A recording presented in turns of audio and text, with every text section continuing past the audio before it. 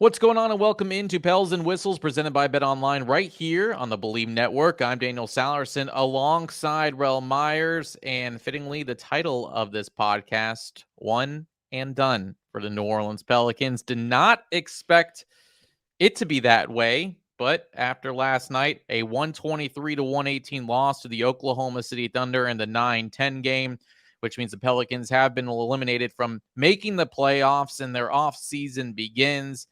And Rel, obviously you were there last night. Based on me just watching it and seeing everything on Twitter, great crowd last night. Really, Mhm. and even, in the first few minutes, Mike Breen mentioned 2 or 3 times how this crowd is into it. It was really complimenting the atmosphere in there. So to everyone in Pels 12 and all the fans out there, I give props to you all because what an atmosphere was last night despite the loss. It was loud. Like, a few times I had to look over at Sean and be like, "Dude, are your ears hurting?" Because like it was loud, but it was like longer periods of loudness. Like sometimes a shot will be made and they'll cheer for like 2 seconds and it'll be loud for a little while and it'll die down. It just took longer for the loudness to die down. The energy was nuts, and I think they announced probably around 5 or something like that the game had sold out. Um, which I was expecting to happen, and I guess expecting to happen a little late, but it did happen. But just from jump, getting inside at around 7, the doors opened up early because they had happy hour and everything. It was packed. It was packed in there for a 8:30 tip off that was inevitably going to tip off even later than that. um, About 20 it was minutes I later. Yeah. Not We're that I just was having a counting or good anything from time, the and East Coast. Like, let's get rolling here. Come on, trying Raptors to keep Bulls. you up all night long. Yeah. But it was packed, and the energy was there from the fans, and the energy seemed like it was there from the team too for quite a bit.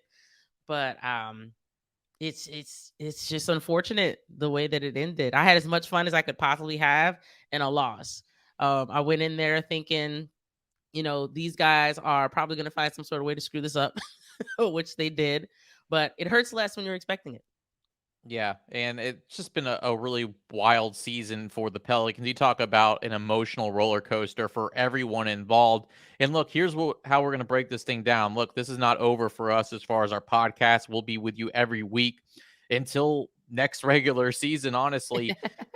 But I think we're going to try to keep the emotions. Let us kind of think about this over the weekend. We're going to do a full offseason breakdown, obviously, next week.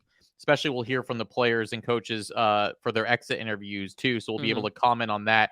We're going to try to focus on the game a little bit. We can certainly recap the season in a nutshell, but we're going to kind of take a deep dive later on next week as far as what's next for this ball club. But look, as you mentioned, they got off to a 19-10 start in the first quarter. Jonas Valanciunas very active early, not Hmm. only rebounding but able to get inside. I don't think the Pelicans, obviously in the second half, did not take advantage as much Nope. of Jonas, especially with Hmm. Thunder not having a true center out there. Didn't even take a shot in the third quarter. Jonas's passing too in the first quarter alone Yeah. was pretty impressive. Able to find guys cutting, and it was important for those guys that cut because again, the half court offense just doesn't seem like it's really doing much. They have to rely on Hmm. getting out in transition and getting stops, which they were doing early. And then Oklahoma City's offense started to wake up there late in the first quarter and really kind of trickled throughout the rest of the game. But I think if we start with Jonas, I mean, he finishes with, looking at my stats here, 16 points, 18 rebounds, but it felt like a lot of that came early on. I think he almost had a double Yeah. double in the first quarter, or if he did, and after that, it's been the same thing every game. He disappears in the second half. I'm not sure if that's him or more the game plan and strategy of why they get away from him so quickly. I feel like that's by design. I feel like they strategically are just like, nah, we're not gonna do that anymore, no matter how much it was working. I feel bad for people who put money on Jonas's uh his lines, because it's not guaranteed to get it when they go away from him after he's been absolutely dominating. He could have had like 40 rebounds last night, man. I wonder what the odds would have been on Bet Online if there was a prop bet for 40 plus rebounds. What do you think you could win if you submitted a bet for 40 Who plus rebounds? knows? Would have Even if been you like put a plus dollar, 1,600. if you put a dollar on it, you would have won some nice chunk of change. But of course, I hope you're using Bet Online. It's your source for everything NBA. Head to the website, use your mobile device, sign up, or receive a 50% off welcome bonus on your first deposit. Be sure to use the promo code BELIEVE BLEAV to receive your bonus. BetOnline.ag, where the game starts. I'm not gonna lie, I did cash in on some NBA bets last night. I'm not gonna lie, and I even tweeted this because Greg Silver, one of our coworkers, would believe, talked about whether he should bet on Oklahoma City in that plus 5.5. And I said, I think so. I think it's going to be a close matchup. I still had the Pels winning, but Hmm. I took the over. I took the Thunder plus 5.5, ended up cashing in. And also, thanks to the Bulls, took them at plus 6. Did not expect that after they were down 19, but Toronto um, did not make a free throw. And I think DeMar DeRozan's daughter, Dior, was the Mm. real MVP of that game, but I also took the over in that game, which hit at the very last second. So thank you for that. It kind of was the positive from last night. But let's go back, Rel, to kind of this game breakdown and look. A lot of it, I think, came down to you didn't have Larry Nance last night. You've seen in the last few games how he hasn't been healthy. Mhm. But I think a lot of people were surprised by the rotations early on, where everyone's like, "Oh my god!" It was like Bigfoot out there with Kyra Lewis Jr. Like, "Oh, there was a Kyra Lewis sighting." Having played in over a month, Man. Jackson Hayes getting some minutes, but not that many minutes. Kyra only played Mhm. 5 minutes, so whatever we saw him early on was it for That him. was it. I think I think, and again, the health plays a huge role in all of this, which we'll talk about next week. But Mhm. I just think we talked about how deep this team could be, but I think that was also meaning if this team was healthy. And I don't think Yeah. any NBA team is built to have depth when they're not healthy. I think the depth Mhm. comes for when you are healthy and some of those guys that normally are not starting could come off your bench and play well. I just don't think we had enough guys last night to really, Mm-mm. put a bunch of pressure on Oklahoma City. The bench unit just struggled last night and really couldn't get anything going. Not the saying Thunders did, but Yeah. their starters, I thought were, certainly above the Pelicans as far as their three guys that had over 27 points. I don't know that I've ever seen Lou Dort have an offensive game You mean like Reggie that. Miller? I'm familiar with his game on the defensive end, you know. I don't think that I had ever seen him do what he did in the first half specifically No. last night. When he had about 17, I was like, dude, this dude's got 17 points. And as he went up to shoot another three to get the 20, and I was like, well, now he's got 20, and then it went in, and I'm like, yeah, I can see that from up here. What's going on down there? So it's at first I was saying, you know what, make him beat you. Don't let Shea beat you. But then Josh Giddey shows up. He has 30 points. He So says, "Hold my beer. I'm about to get one yeah. rebound away from a triple double." And I think Shea was Wow. pressing a little bit because the Pelicans did a great job. They were forcing him to shoot from outside, and Shea's not Hmm. really a guy that is just going to spot up and take threes. But they were Hmm. forcing him to shoot some deep threes just so he can keep his rhythm going, and that was helping early on. And then in that Yeah. second half is when he really got going. And so when you already had Dort and Giddey playing really well, you add Shea into the mix. And I think that third quarter obviously was the biggest difference in the ball game. They come out guns a blazing, and all of a sudden they take control of this game after starting off the third quarter really well. And I think that really kind of Hmm. sank this team and all the momentum they had because they were hanging on, for the first two quarters. It was back and forth, but you kind of felt like, all right, this is the play in. You're gonna have close games. It's Yeah. gonna be a playoff like game.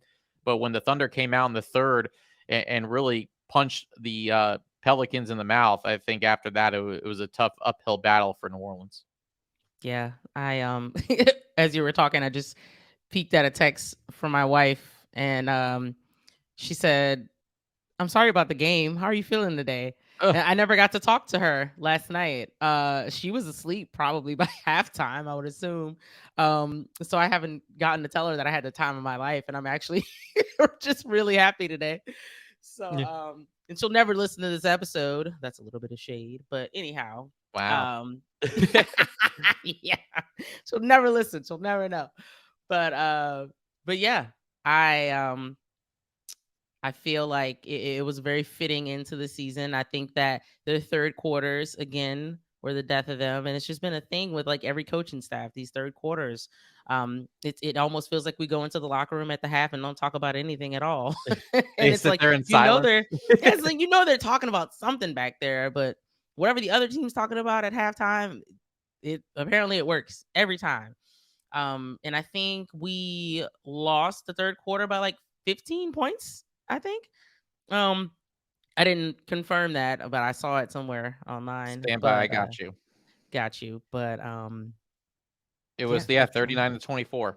that's not good. And then JV's shot chart was like a ghost town. There's nothing on there for the third quarter.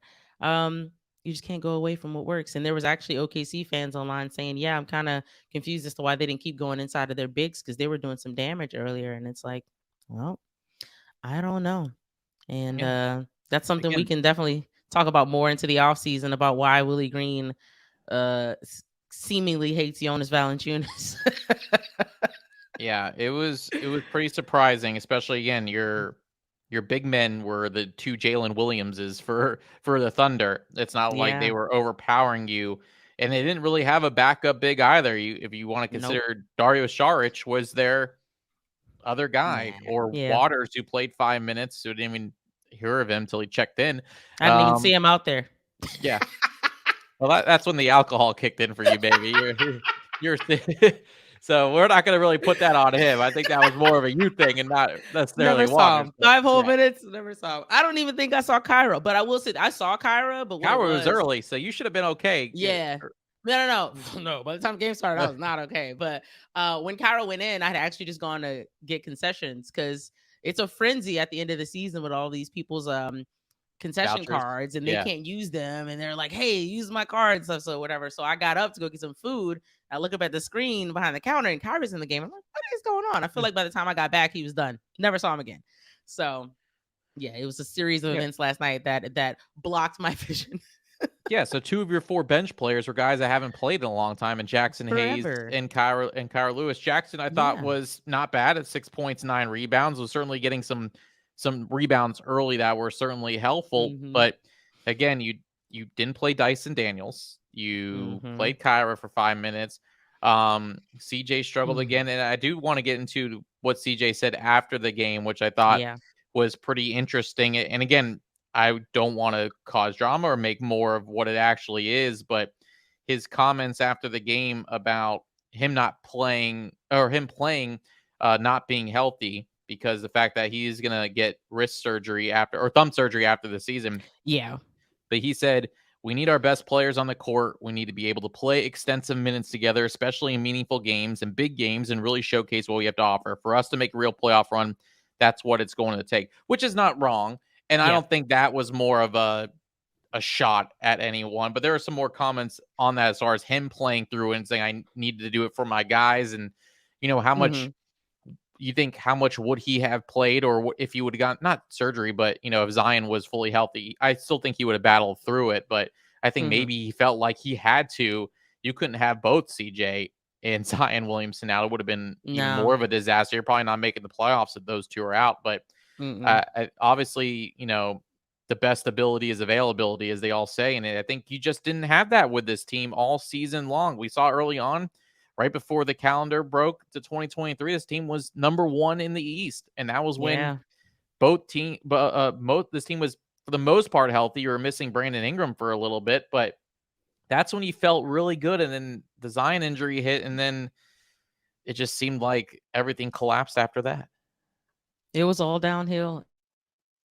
And I was so worried that, especially after the setback in like early February, and we were talking about, oh, maybe he can come back, by the All-Star game, whatever have you. And yeah, right. Uh, I do remember that. We're it's like, "You think he should crazy. play before the All-Star break?" And now it was, "Do Yeah, you think he should play in he the should at least play-in?" play.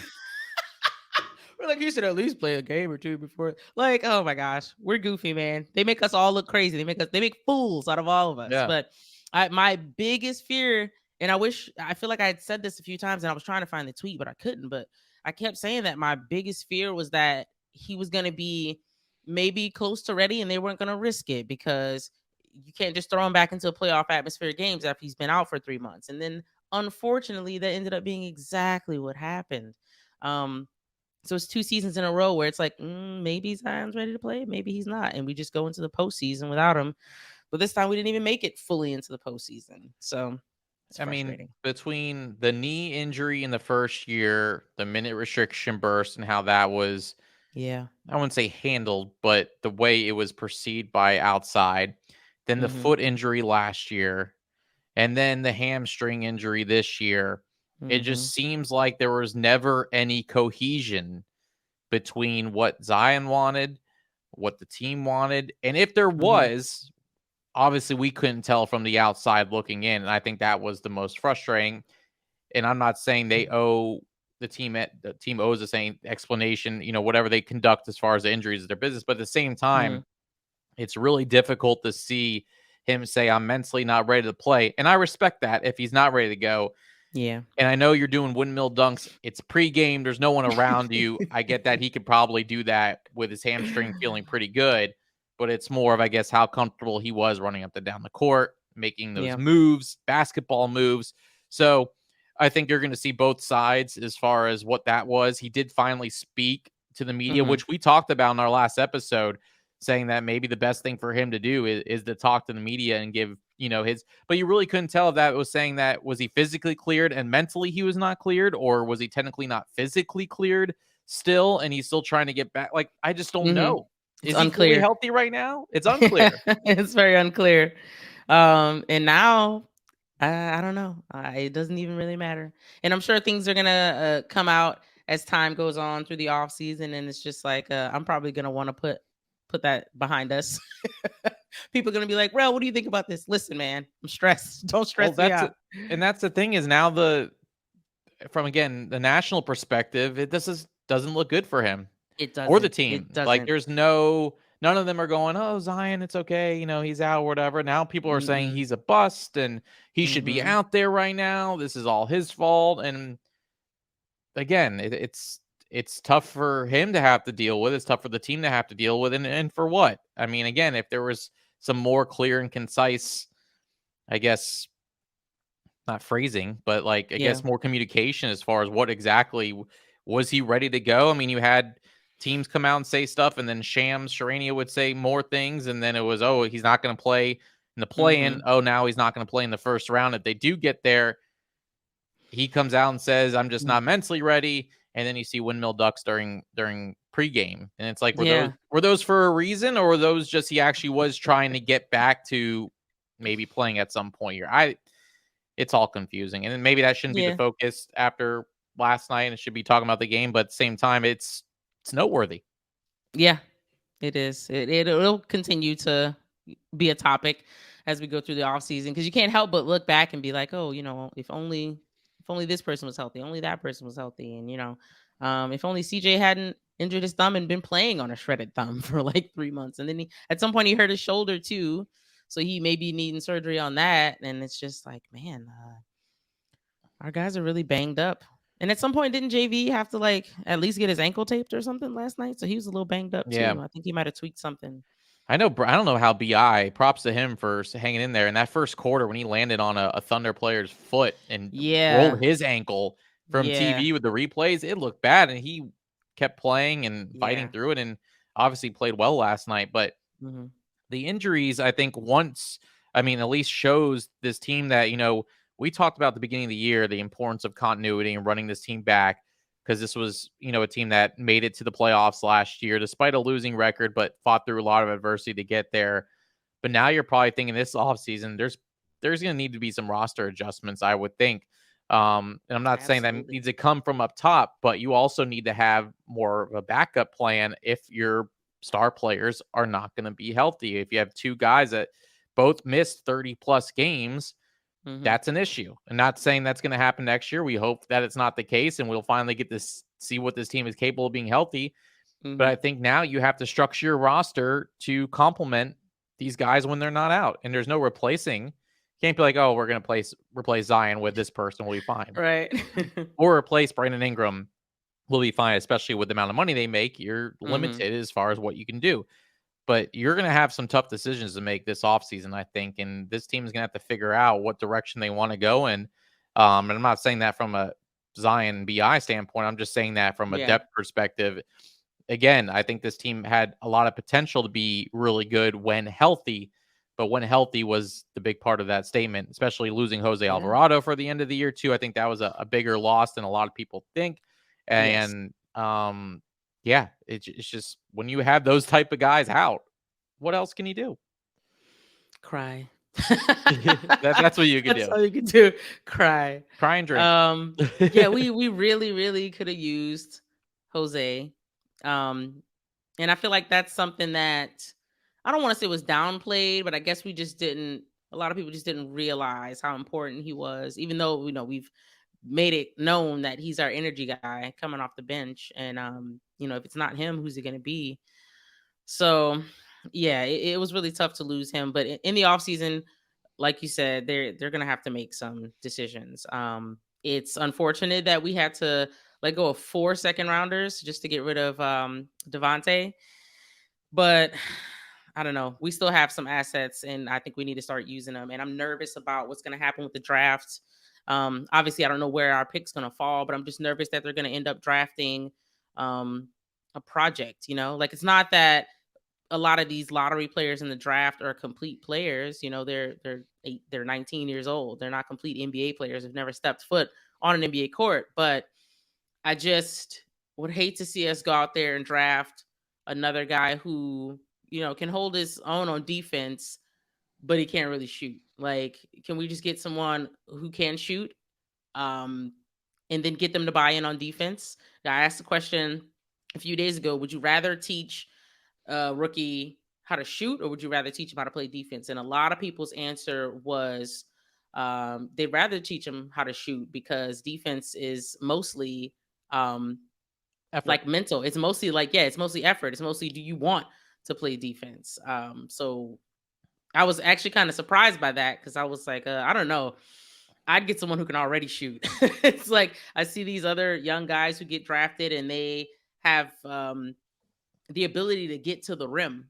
And I feel like we don't usually like, I don't know. I don't want to say we don't usually get those guys. Herb gets to the rim, but he's definitely not an offensive specialist. I just would like to, and maybe what I'm looking for is unreasonable, but I just would like to get someone who is decent on both ends of the floor.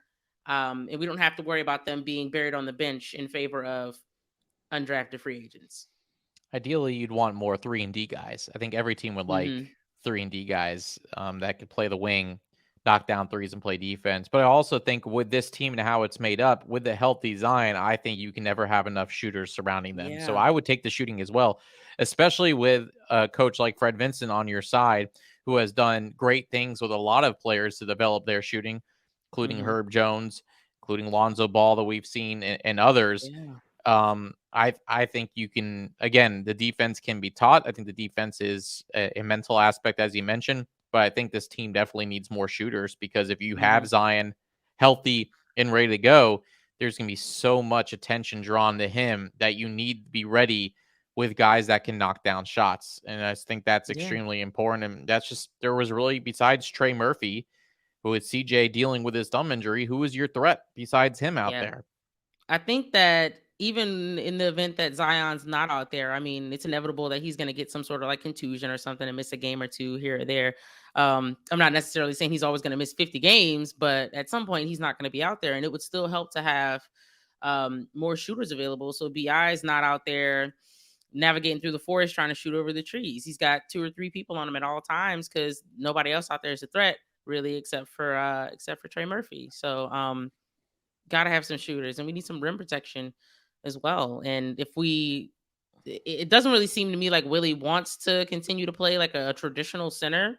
I think ever since the beginning of this year, he's been leaning on Larry a whole lot to be that backup small ball five. So it's like we need an athletic big that we can count on. I wish it was Jackson Hayes, but I don't think it's going to be. But if we get that person, I'm worried, is Willie even going to play them? So um I don't know. I think they've really got to have a sit down with him and figure out, like, if we get this person, are you gonna play them? Otherwise, why use the assets, or why sign someone in free agency if they're not going to be part of the game plan? Yeah, I think a stretch five would certainly help in this case for the Pelicans, seeing what they do with Jonas. And again, I think they're going to have a lot to evaluate, and kind of they've learned a lot about what this team is like when they're healthy and when they're not. And you got to have backup options for either plan to really create that depth that you thought you had. And again, they might have it, but you just didn't really know it Hmm. because this team wasn't healthy. I think there's a difference between having depth, like I mentioned early on the show. When you have the depth when everyone's healthy, that's what you built your team around. But with any team, when you Hmm. deal with this many injuries, you lack your depth because those guys have to step up and play bigger roles. Then there's really no one behind them to back them up. And that's what you were dealing with at the end of the year when Willie was playing 9 guys last night. And again, 2 of them really didn't do much. It was Hmm. tough to really rely on the bench as much last night. And I think that was one of the big reasons why they lost last night against the Thunder. So before we leave, do you think the Thunder have a shot against Minnesota? Who do you think gets that 8th seed in the Western Conference? Mm, I don't know. OKC might go out there still, swinging. They don't have anything to lose. Exactly. That's what um, they have that. What do we got to lose mentality right now? Because no one yeah. expected them to be there. Well, the other This is night, rebuild year for them. How nice is right. that? So convenient. They have Yeah, 15 first rounders over the next 4 or 5 yeah. years, I think. And they've That's pretty shown how sick. much young talent they already have. Yep. You know Yep. they're going to use some of those picks to trade for established young veterans and Absolutely. put some guys around Shea Gilgeous-Alexander. I mean, they got a bright future ahead for sure. I'm jealous of those picks. We had picks once upon a time. No, we You still got did. some, but we need Yeah. to use them. What's the point of having if you won't use them, right? Yep. So, no, I think the concern for me would be Anthony Edwards had a weird fall on his shoulder the other night, and from that point forward, he looked like trash. Yeah. So if that shoulder's not feeling good, they're pretty much toast. So, it really all depends on that. I haven't looked to see if the line is out yet and see what the spread might be, but I it's close in my head because it really depends on Anthony Edwards and if he can get going with that shoulder. Yeah, I don't have the bet online spread, but right now, Caesar Sportsbook has Minnesota as a 5-point favorite, and Okay. they also have the Miami Heat as a 5.5-point favorite. All right. All right. We'll find But what out. do we learn? The underdogs. I mean, this is in the play-in. 3 of the 4 teams won on the road. So, Yeah. which has never happened. Usually, I think the home team in at least the 7-8 game was undefeated through the first few years of the play-in, and that Yeah. didn't happen with Atlanta being the first team to win. Uh, they're now 3-0 in the play-in after winning 2 last year, so they're playing.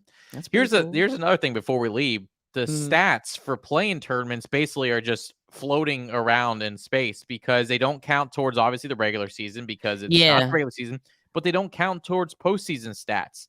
So now there's going to be a separate That's so weird. like who's the leading all-time point scorer in play in history. Like they need to be postseason stats. They need to This figure is out the where they're gonna put postseason. that. This is not the regular season. Yeah, they need to Jeff figure Van that Gundy out. had a nice tangent for like 10 minutes going on that, which I think, Jeff Van Gundy's more the get off my lawn type of announcer. I think he Yeah. had a point there. What's the point of having these stats if they're not going to be Yeah. postseason stats?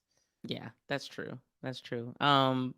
Speaking of a play-in stat, I'm pretty sure yesterday or the day before yesterday, I had talked to Greg Silver and he said that a 10 seed had never won a play-in game. And when he said that, I was like, mm, Hmm. I know exactly what's about to And then happen. I hope it doesn't. two of them, both teams win last night with the Bulls upsetting the Raptors and the Thunder upsetting the Uh, Pelicans. So wow. it's gonna be. I mean, it sucks now that you're not gonna see the Pelicans, but as a Hmm. fan of the NBA, this is where it gets good. Friday, a little Yeah. appetizer with 4 teams fighting for 2 playoff spots, and then Hmm. Saturday and Sunday you have 4 games all day long with game ones for Eastern and Western Conference. So as an NBA fan, enjoy it. I know Yeah. we did not expect, and maybe some of us did, that we'd be talking about the end of the season today. But again, we'll be with you throughout the entire off season. Obviously, the draft, obviously, summer league, combine, all that stuff. Mhm. But we'll have plenty more to kind of deep dive into next week as we'll really kind of take a deeper look at this squad, more about Zion, more about this team, what's next, and we'll go from there. Whether it was a successful season, that's the homework for both of us. Yeah. Whether you consider this season successful, regular season 42 and 40, 6 wins better than you were last year, but does it feel Mhm. that way? I think that'll be the question for next week that we'll discuss. Yeah. But we appreciate you all following us throughout the year. This was our first year doing this. Hopefully, you enjoyed it. Obviously, if you have any suggestions, feel free. We are open to those, but don't get too crazy. And For we'll be real. back with you. But again, thanks for all the support this year of us launching this podcast. Obviously, tough, leaving the organization, but still being a part of it. Kind of felt like that with this, and obviously bringing Rel on board was easily the best decision I made this past year, and certainly enjoying her insight and kind of her being the kind of the correspondent there in New Orleans since I am not there anymore. But continue to follow Rel and all the content that she produces. Someone also hire her for the love of God. She does such a good job content creating. I'm all Team Rel, and Rel, I appreciate you as always. And we're not done yet. None of us are going away, but That's a I fact. just wanted to at least say my thanks, and we'll be back next week. It is much appreciated. I've had a good time, and I'm looking forward to continue doing this through the off season. It's gonna be, we're not gonna be doing 2 episodes a week, but I still think it'll be the highlight of my week. So Yeah, absolutely. And our text messaging will still be flying around. We do a lot of joking around in our text messages, which is the best part of my week as well. Again, I hope everyone has a great weekend. Take this weekend to unwind. Feel free if you want to watch some NBA playoff basketball. I suggest you do, but if not, completely understand. Enjoy the spring weather. Hopefully, it's all good for you. And until next week, for Rel, I'm Daniel. Thanks for listening to Pels and Whistles, presented by Bet Online right here on the Believe Network.